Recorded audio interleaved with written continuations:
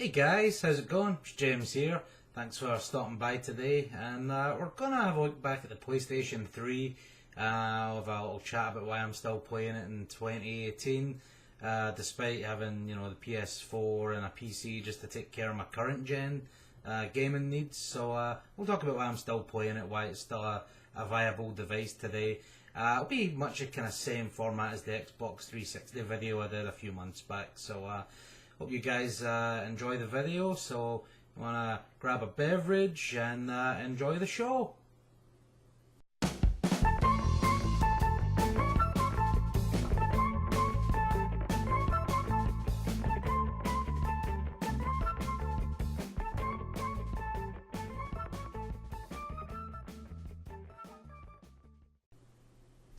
Hey guys, so I trust you got yourselves a nice drink. Got me a Dr. Pepper sitting here, so that's going down real nice. So I guess we'll have a little chat about the PS3 then. So it was released back in 2006 in November in Japan, and then Europe and the US later got theirs in 2007. And the PlayStation 3 went on to sell around 83 million units over 3 different SKUs of the console. Or models of the console. So there was the launch model, which was a fat model, then the slim model, and then the super slim, which is kind of classed as like the lower end model, kind of lower rent. There was some things stripped out of there, but that's the one I have. No complaints with it. It's been a good servant for me. So now one of the main selling points for the PS3 over the 360 was the inclusion of the Blu-ray drive. So you could watch movies on there, and we were hopeful that games being stored in the Blu-ray discs would mean more content on the disc. That never really happened, but the some of the game compilations that came out had a little bit more content on them. But on the whole, we didn't get the giant games that we were expecting because of the capacity, because there's still to be assets put on these discs, and so the games were comparable to the 360. We didn't get anything major over them, so that's still fine though. But Sony, they got wise with their strategy, because when they shoehorned the DVD drive into the PS2, that kind of got the PS2 into a lot of homes. So they just did the same with the PS3, sticking the Blu-ray drive in, and it worked to an extent. I used to read a lot of home theatre magazines back in the day, and they'd mentioned that the Blu-ray player on the PS3 was like one of the best on the market. So they were just classing it as a Blu-ray player that comes with a game console. It kind of flip-flopped in kind of home theatre circles, but I still use mine to this day as a Blu-ray player up in my bedroom, and occasionally I'll get the console brought downstairs for the kids to use. So yeah, no complaints with the Blu-ray playbacks, fantastic. So the other thing though, when this launched, it had the ability to play PS2 games via disc. The launch editions were the 20 gig and 60 gig models, and they were backwards compatible with actual PS2 hardware inside them. And then there was an 80 gig model that was also backwards compatible, but it used software emulation. That model, I think it was referred to as the Metal Gear Solid PS3. So if you're looking for any backward compatible PS2s, those models are the ones that you want to look for. The newer models, they don't have any PS2 compatibility on them. However, if you want to play them, PS2 games on your kind of non-compatible ones, PlayStation Store is the only way we can do that. So you can just buy them digitally, download them, and then just run them off the hard drive. Good news though if you're a PS1 fan like me, because every PS3 will play PS1 discs. And for me, that's the best way to play PS1 games these days anyway, especially on modern TVs. Because the games just look fantastic on them, and there's options to smooth out edges and things like that as well. So if you want to get them to look a little bit better, then that's probably the way to go. For me, I usually leave those off. I like the jaggies because I like the authentic experience, but you know, if you're trying to get your kids to play it or something, and they're like, those look ugly, then you know you can smooth them out a little bit. So, so one of the first things as well though that gave the PlayStation problems was the price tag. When it launched, it was $499 for the 20 gig model and $599 for the 60 gig. And I desperately wanted one of these back in the day, but there was no way I was going to afford that. So I was just going into stores like HMV and Virgin Megastore, and they had the little kiosk set up, so I could go get a play on them in there. But yeah, no way was I able to afford that back in the day. And that led to Microsoft getting an early lead on that console generation because it was just cheaper. The quality was very similar, and yeah, they just were outselling them. By the end of the generation, though, you know, PlayStation had caught up. Franchises like, you know, Uncharted, MLB The Show, Killzone, and Gran Turismo, they all helped shift units because, you know, you can't play them anywhere else, and that's kind of, I'm sure, helped make them catch up. I saw some of my friends, they bought them specifically for some of these first party games as well, so so it does work having console exclusives. And there were, you know, a lot of great exclusives, as I mentioned, and that was again one of the reasons I bought them. I'd been seeing people talking about Uncharted, and I desperately wanted to play that, so that was one of the main reasons I bought it. Was real late to the party though, and I got the Super Slim model, which gets some flack as being like the weakest in the PlayStation 3 family, but I've not had any problems with mine, and upgraded the hard drive as well, because it came with a 500 gig drive, which was ample storage at the time, but being so late to the party, getting games was real easy because they were cheap, you know. You can buy used games in mom and pop stores, GameStop, there was digital games downloading. So my 500 gig hard drive filled up pretty quick, and I just traded that out for a 1 terabyte drive, which was a real easy swap. You know, there's just a little panel on the side that just pops off, you remove the drive, put the new one in, and you just download the software from Sony's website, and then it just loads onto the drive, and then you're good to go. So I've had that terabyte drive in there for a long time now, and it's been working like a champ. So the console though was no longer being made. The last one was the last ones were shipped in early 2016. So the ones that are in the wild are the last ones that are there. So good question though is, why am I still using it in 2018? Well, for one, the back catalogue of games was, you know, what pulled me in the first place, and there's just still so many of them to play. And with it being PS1 compatible, you know, I've got a lot of PS1 games, so means I don't have to always pull out the excuse me, the OG PS1, or if I want to play it in the living room with my kids, you know, then it's going through an LCD TV there, which again, the original PS1 isn't going to look good on that, so it's nice just getting them through the PS3. So the other good selling point is the PlayStation account. So I've got PlayStation Plus, which obviously for PS4 you need that for your online play, but they do give you like free games every month, and one account will do all your systems as well, so you don't have to have multiple subscriptions, which is fantastic. Because having Vita, the PS3 and the PS4 means I'm going to get free games every month for them. Now, admittedly, the games aren't always great, but, you know, and for a while there I was getting 2 specific games on each platform. These days it seems to be more the same game for the Vita and the PS4. You know, and sometimes they allow for cross-save, which is good though, but you don't really get them as much with the 6 game deals, but for a while that was a good thing, and I was getting, you know, sort of 6 games every month for the price of one account. It was fantastic. So yeah, but you know, I still like to get the physical copies of my games anyway, and as I mentioned, it was Uncharted that pulled me into the PS3.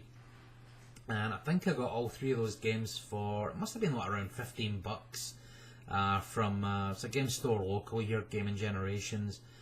And that's turned out to be one of my favourite franchises. I absolutely love Uncharted, and Naughty Dog in general do great work. So getting like those games that cheap, I can't not be happy about that. That's just fantastic. And I'd also mentioned as well Gran Turismo and the Killzone franchises. I still go back to them pretty regularly. I haven't even finished like Gran Turismo 5 or 6. I've still got to get through them as well. And my kids, they love PlayStation, they love video games in general, but on the PlayStation Store there's a ton of like Disney games for the PS1, and even like the Sly Cooper games, things like that. There's just a lot of kids games. So if you don't want to drop the money for PS4, because it's still expensive, then going the way of the PS3 is a real viable alternative. I mean, the games still look great to my eyes. Obviously not in the same league as the PS4, but if I put these games on, I'm happy looking at them. I'm not like cringing looking at the graphics.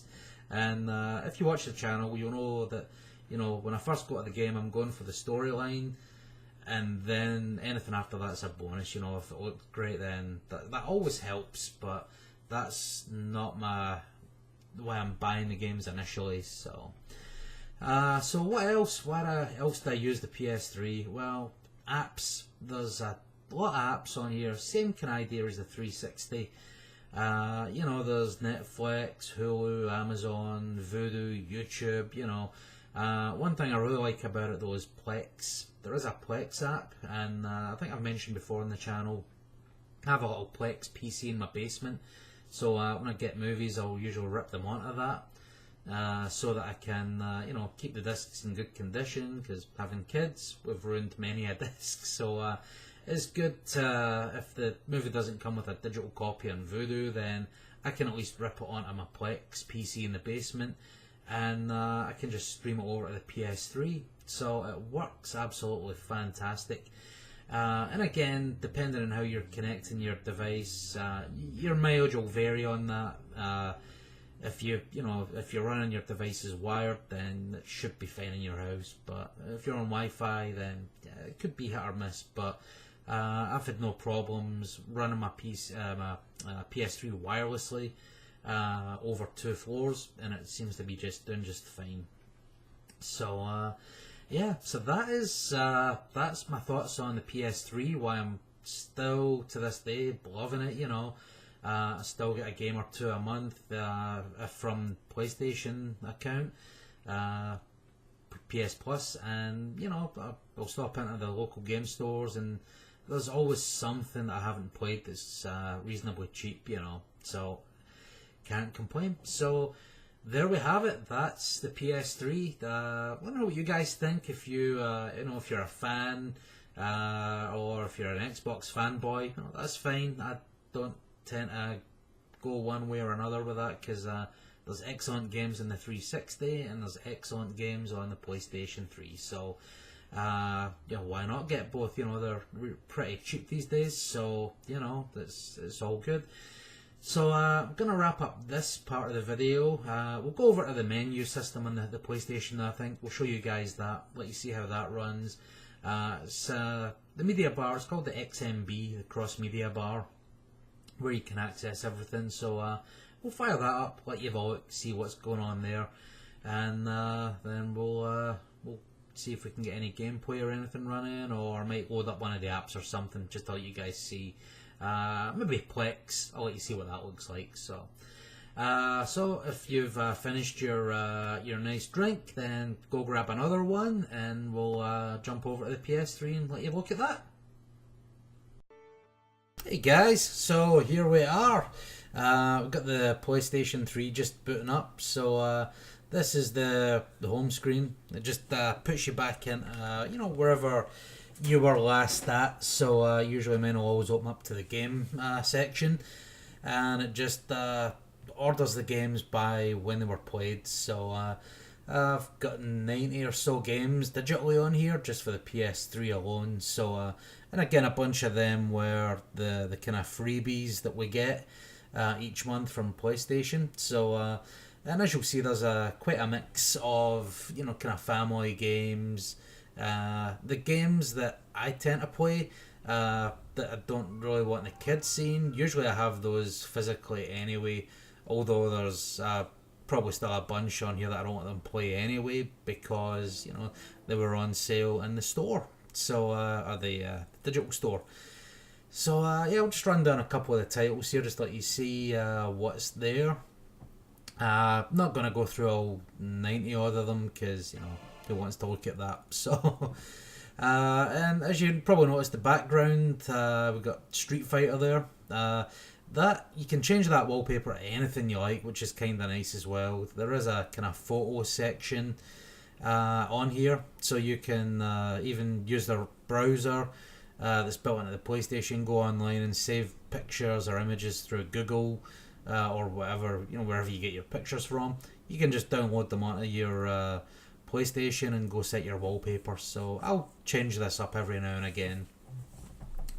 And as you see, here's a bunch of the PlayStation 1 games that I have. Again, they're, when they go on sale, they're like $2.50 a pop. It's real easy just to pull the trigger on them when they're going so cheap.